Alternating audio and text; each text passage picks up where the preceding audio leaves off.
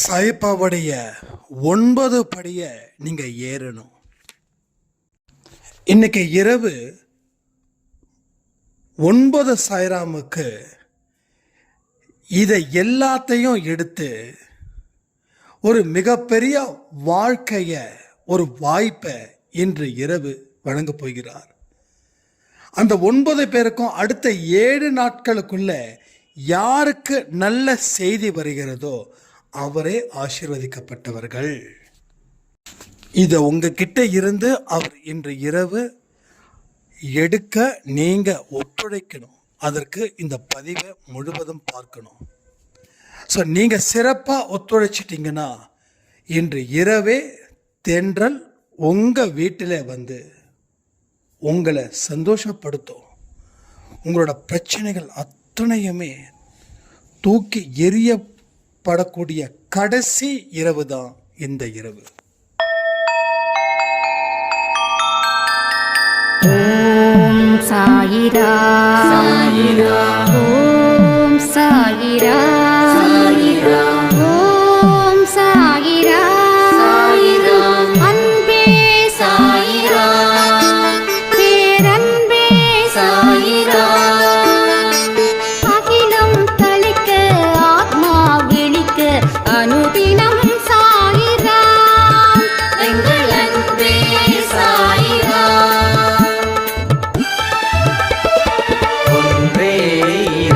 ஒன்றே பூமிக்கென்றும் சாயிரா, சரணம் சாயிரா, நன்றே செய்து வாழ்வோம், நாம் ஒன்றே செய்து வாழ்வோம், அன்பே சாயிரா.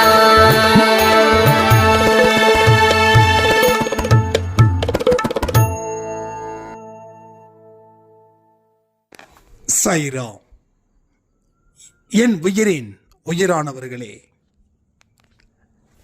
நீங்க எல்லோரும் ஆசீர்வதிக்கப்பட்டவர்கள். ஒரு விஷயத்தை எவ்வளவு அழகா வாழ்க்கையில அதை எடுத்து செயல்படுத்துறீங்க.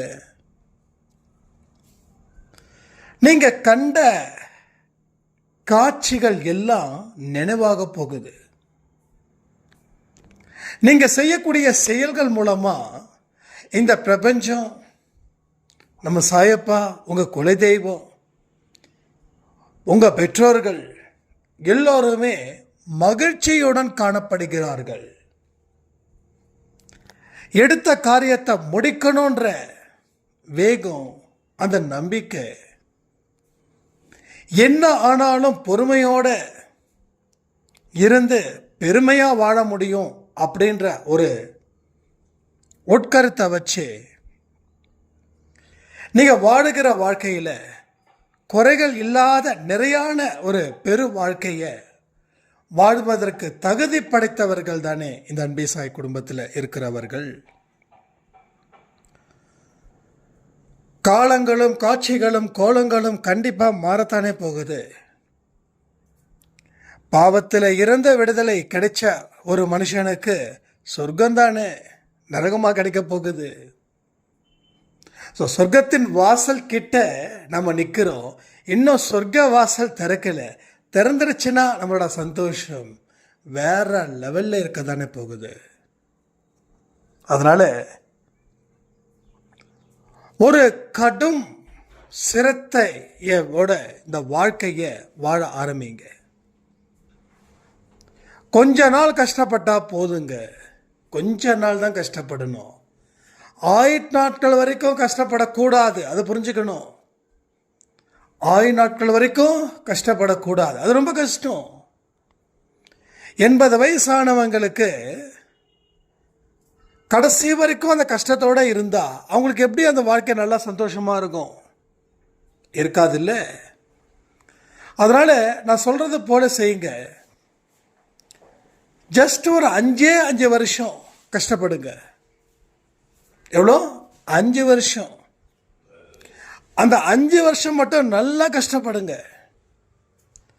முதல்ல எது வந்தாலும் ஏற்றுக்கக்கூடிய பக்குவம் உங்களுக்கு இருக்கணும். அது படி. அடுத்தது என்ன முயற்சிகள் எடுத்தாலும் அதில் பின்வாங்கக்கூடாது. அது 2ஆம் படி. 3ஆம் படி என்ன தெரியுமா? எத்தனை எதிர்ப்புகள் வந்தாலும் கலங்கக்கூடாது. 4வது, நீங்களாக இருக்கணும். 5வது, யாருக்காகவும் எந்த இடத்துலையும் கன்வின்ஸ் ஆகக்கூடாது. 6வது என்ன தெரியுமா? உயிரே போனாலும் உண்மையாக இருக்கணும். 7வது, கடவுள் பெயரை சொல்லக்கூடிய குழந்தைகளாக நீங்கள் இருக்கணும். 8வது படி என்ன தெரியுமா? நீங்கள் சிறப்பானவன், உங்களால் எல்லாம் முடியும் அப்படின்ற நினைப்பை வச்சுக்கணும். 9வது படி என்ன தெரியுமா? என்னதான் உங்களை செதுக்கினாலும் நீங்கள் எந்த இடத்துலையும் உடஞ்சிடாமல் தெளிவாக இருக்கணும். இந்த 9 படிகளை கடைபிடிங்க. உங்கள் வாழ்க்கையில் நீங்கள் உங்கள் லட்சியத்தை நீங்கள் நிச்சயமாக அடைய வேண்டிய நேரத்தில் அதற்கு முன்பாகவே நீங்கள் அடைவீர்கள். ஸோ இந்த 9 படிகளையும் தாண்டி போகிறவங்க வாழ்க்கையில் உங்கள் கர்ம வினை அத்தனையும் தீரும். உங்கள் கைக்கும் காலுக்கும் போட்ட விலங்குகள் அத்தனையும் வெளியேறும். உங்களுடைய ஒவ்வொரு நடவடிக்கைகளும் 100 மடங்கு பலன் தரும்.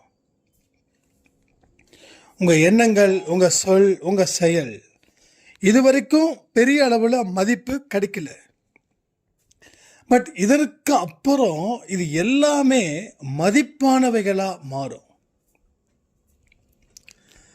ஏன்னா இந்த 9 படியை நீங்கள் கடக்காம நீங்கள் எதை செஞ்சாலும் அது உங்கள் வாழ்க்கையில் எந்த விதமான சந்தோஷத்தையும், எந்த விதமான நம்பிக்கையையும், எந்த விதமான வெற்றியையும் அது தரல. எதுவுமே தரல.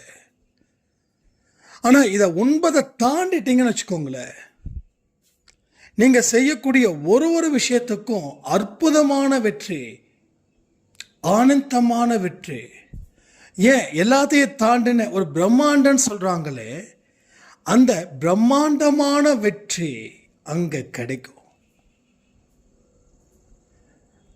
நம்மளுடைய வாழ்க்கையை நெறிப்படுத்தணும், அதை முறைப்படுத்தணும், அதை சீர்படுத்தணும்.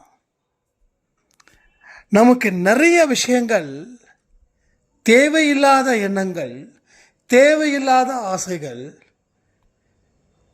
தேவையில்லாத பயணங்கள், இதன் மூலமாக மிகப்பெரிய மன உளைச்சலை நாம் அடைஞ்சிருக்கோம். இந்த நாள் வரைக்கும், இப்போ வரைக்கும் உங்களால் சரியான வாழ்க்கையை வாழ்றீங்களான்னு கேள்விகள் கேட்டால் உங்ககிட்டேருந்து பதில்கள் என்ன தெரியுமா வரும்? இல்லை, நான் சரியான வாழ்க்கையை வாழலை அப்படின்ற ஒரே ஒரு வார்த்தை மட்டும்தான் உங்ககிட்டேருந்து வரும். இது சத்தியம். இதை நான் உங்ககிட்ட கேட்கணுன்ற ஐடியாவே இல்லை. ஏன்னா எல்லா மனுஷங்களும் தோல்வியில தான் துவண்டு போய் நிற்கிறாங்க. எல்லா மனுஷனுக்கும் வெற்றி பெறணுன்ற ஆசைகள் இருந்தாலும் அவங்க தோல்வியின் ஒரு முகமாகவே இருக்கிறாங்க. வெற்றியின் முகமாக மாற வேண்டுமா இல்லையா? ஸோ வெற்றியின் முகமாக மாறினா தானே நம்மளை 4 பேர் மதிப்பாங்க. ஒரு தோல்வியின் அடிப்படையில் நம்ம வாழும்போது நம்ம முகம் எப்படி இருக்கும்? நம்ம முகத்தில் எந்த உணர்ச்சியுமே இருக்காது. நம்ம முகம் என்ன சொல்லணும்னா தொங்கி போய் நிற்கும். இந்த முகத்தால் எந்த இடத்துலையும் நமக்கு சந்தோஷம் நமக்கும் கிடைக்காது, மற்றவங்களையும் சந்தோஷமாக வச்சுக்கவும் முடியாது. இது உண்மையா இல்லையா? கொஞ்சம் சிந்திச்சு பாருங்க, அதை செயல்படுத்துங்க.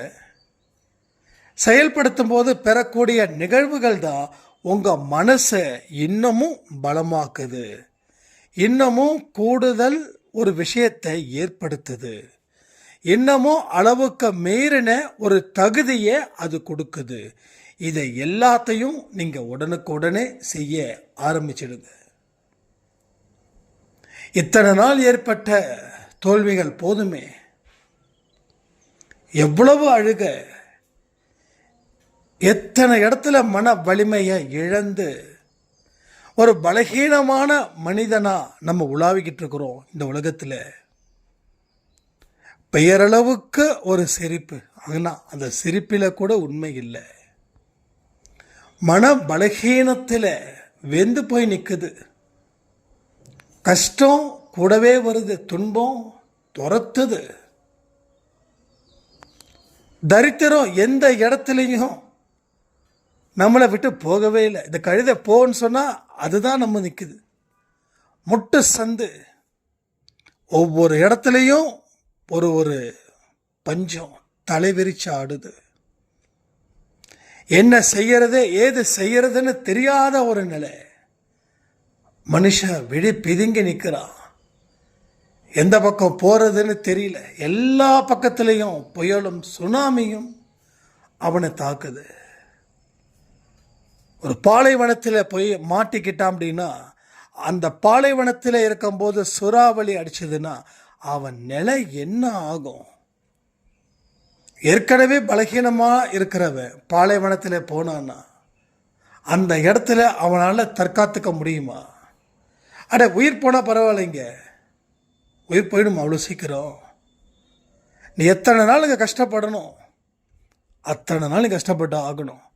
உனக்கு என்ன விதி எழுதி இருக்குதோ அந்த விதி முடிகிற வரைக்கும் உன்னோட உடல், உன்னோட உயிர் இந்த உடலை விட்டு போவாது. நல்லா புரிஞ்சுக்கோங்க. அப்போ உயிர் இருக்குது. அப்போ உயிர் இருக்கிறதால இந்த உடலும் அந்த துன்பத்தை தாங்கி ஆகணும். கடவுளே இந்த உயிரை எடு அப்படின்னு சொன்னால் கூட அந்த உயிர் போகாது. அந்த மாதிரியான மனநிலையில தான் இங்கே நிறைய பேர் இருக்கிறோம், எக்கச்சக்கமான பேர். அதுக்கு தான் நான் சொல்கிறேன், வாழ்நாள் முழுவதும் இந்த சித்திரவதையை அனுபவிக்கணுமா, இல்லை 5 வருஷத்தில் இந்த 9 படிகளை நான் தாண்டிடுவேன், அதற்கப்புறமா ஒரு ஆனந்தமான வாழ்க்கையை நான் வாடுவேன், ஒரு தென்றல் மட்டும் என்னோட வாழ்க்கையில் வீசட்டும், புயலும் வேண்டாம் சுனாமியும் வேண்டாம், மிதமான தென்றல் இதமாக இருக்கட்டும், அது என் வாழ்க்கைக்கு போதும்னு நீங்கள் நினைக்க போகிறீங்களா? ஸோ என்ன உங்களுடைய கொள்கை, என்ன உங்களுடைய கோட்பாடு? கொள்கை என்ன, கோட்பாடு என்ன? அதற்கு தகுந்த மாதிரி கட்டுப்பாடுகளை நீங்கள் விதிக்கணும். உடல் ரீதியா, மன ரீதியா. உடலும் மனமும் ஆரோக்கியமாக இருக்கணும். உடலும் மனமும் ஆரோக்கியமாக இருந்தால் மட்டும்தான் இங்கே நம்மளுடைய வாழ்க்கை தென்றல் வீசும். இது ரெண்டும் சரியில்லைன்னா சுனாமி தாங்க. சுனாமியும் சூறாவளியும் தான். வறண்டு போன இடத்துல நாம் இருக்கிறோம். இங்கே ஒவ்வொருத்தவங்க முகத்திலையும் அவ்வளவு டயர்ட்னஸ் இருக்குது. முகத்தில் பொலிவு இல்லை. ஏன்னா உள்ளத்தில் அவ்வளவு துன்பம், சொல்ல முடியாத அளவுக்கு துன்பம்.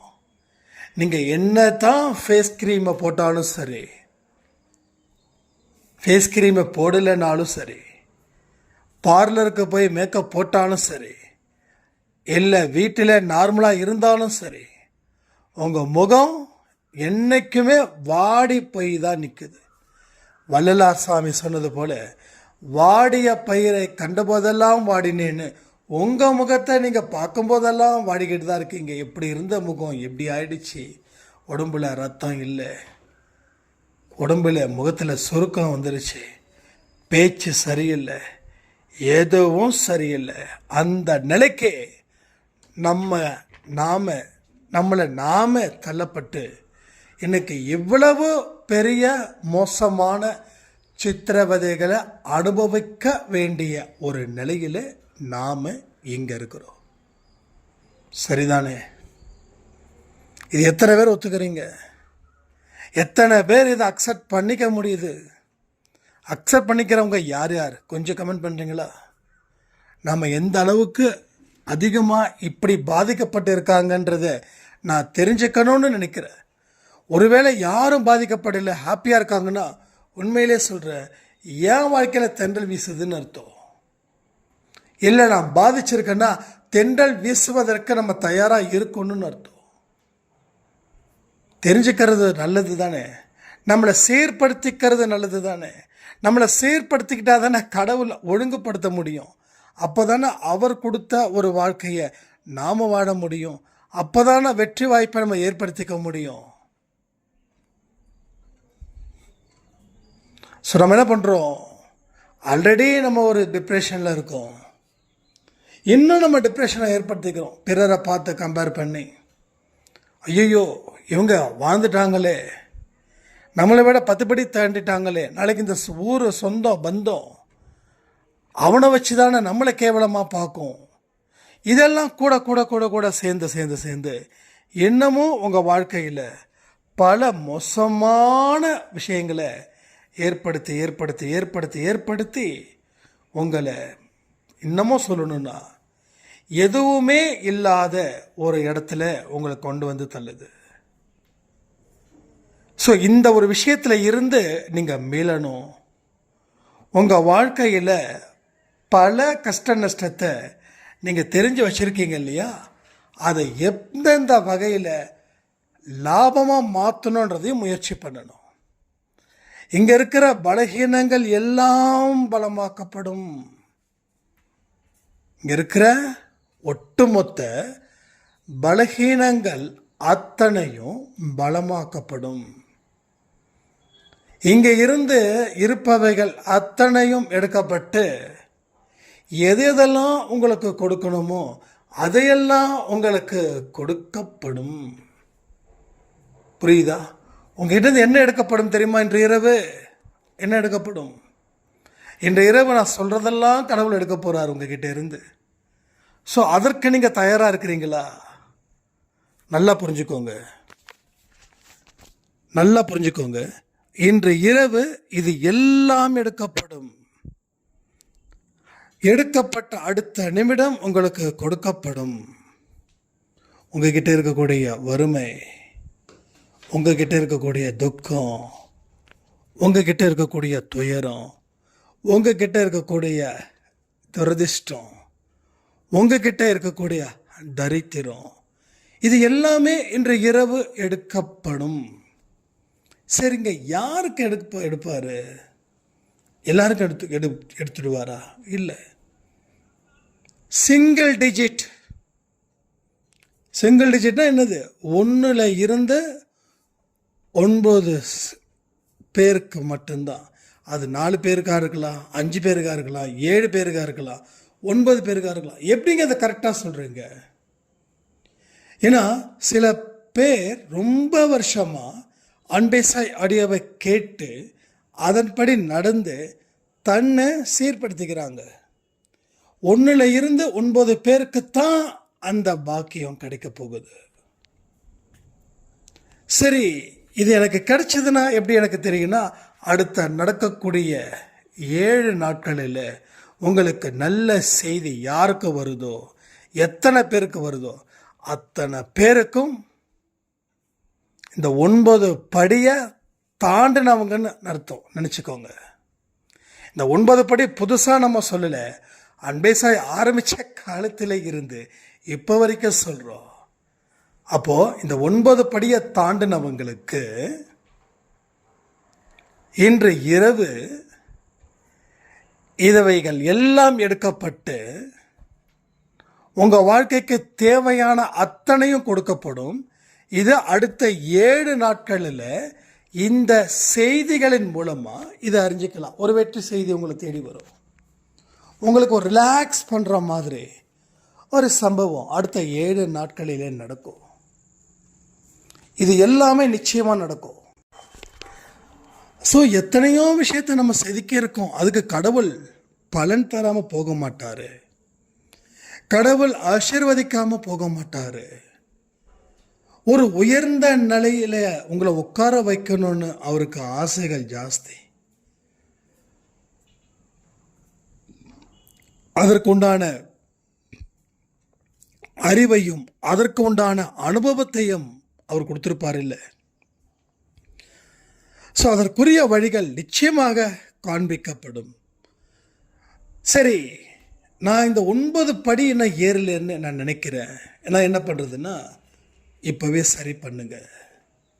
அடுத்த 5 வருஷத்துக்கு அப்புறம் உங்களோட வாழ்க்கை எவ்வளவு பெரிய ஒரு வெளிச்சத்தில் இருக்கும் அப்படின்றத என்னால் 100க்கு 100 சொல்ல முடியும். 100க்கு 100.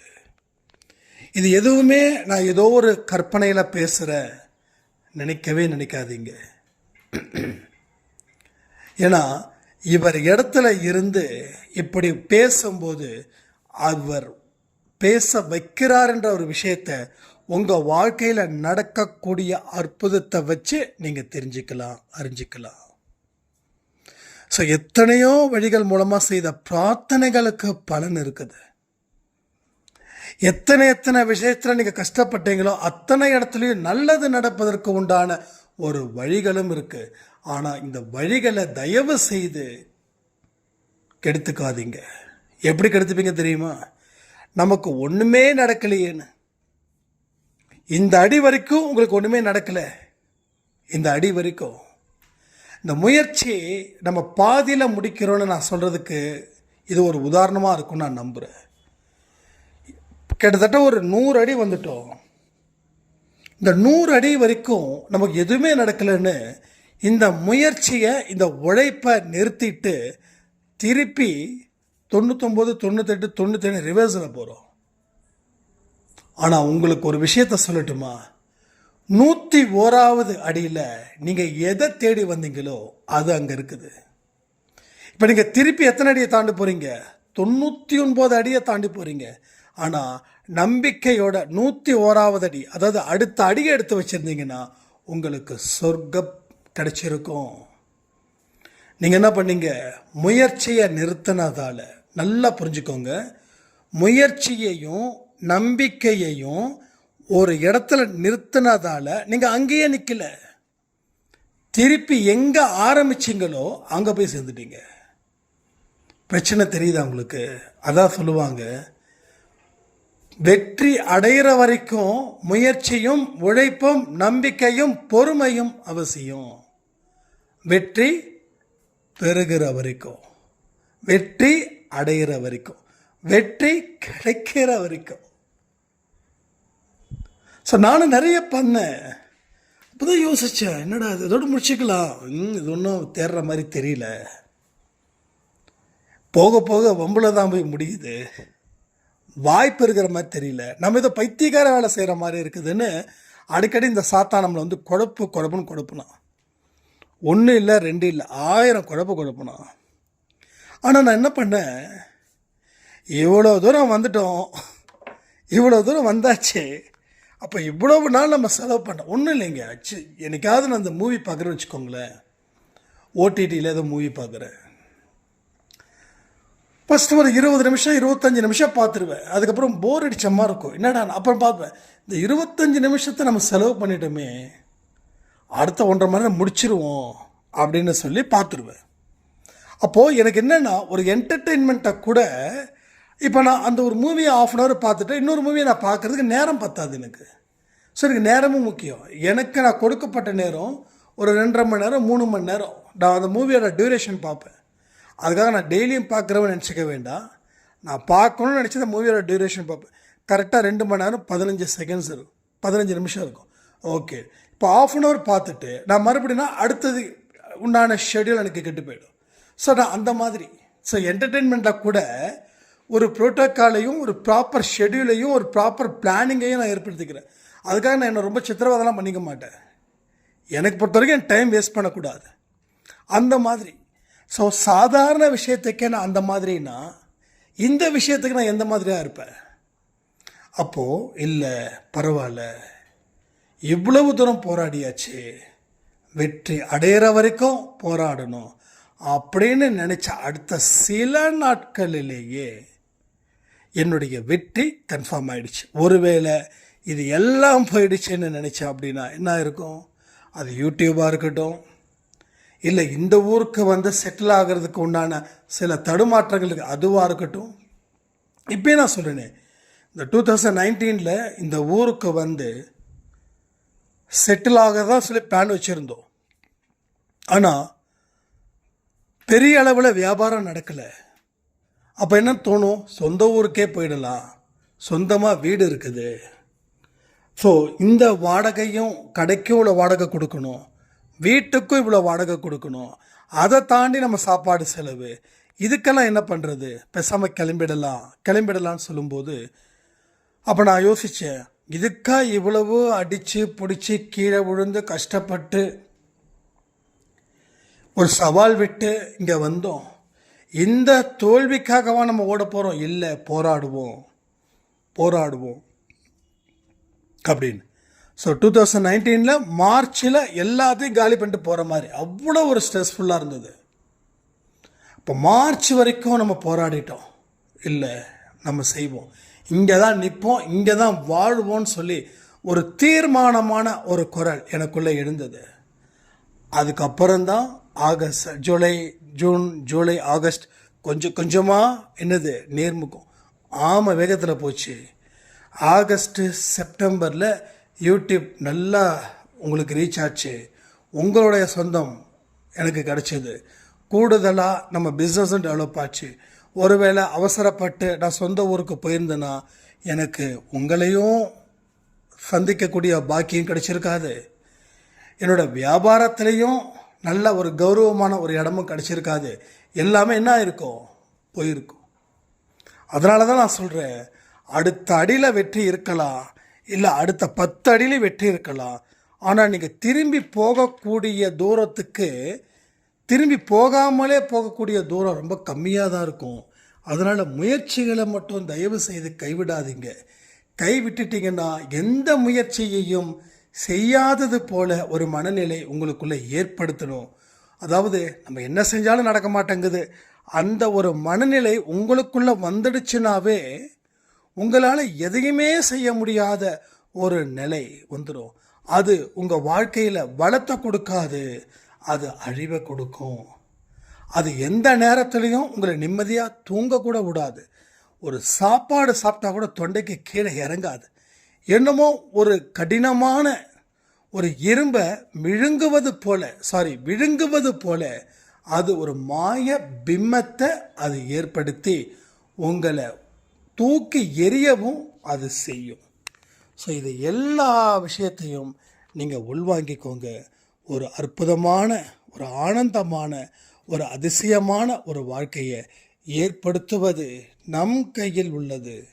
அதை இறைவனிடம் நீங்கள் ஒப்படைச்சிட்டிங்கன்னா அவர் இன்னமும் ஒரு அழகான ஒரு அற்புதத்தை, ஒரு நல்ல ஒரு தீர்வையும் நல்ல ஒரு முடிவையும் அவர் நிச்சயமாக உங்களுக்கு தருவார். இது வெற்றி நிச்சயம். சாயின் சத்தியன் சொல்லி இந்த பதிவை நான் முடிக்கிறேன்.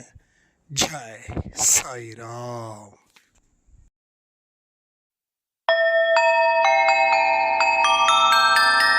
ஓம் சாயிரா, ஓம் சாயிரா.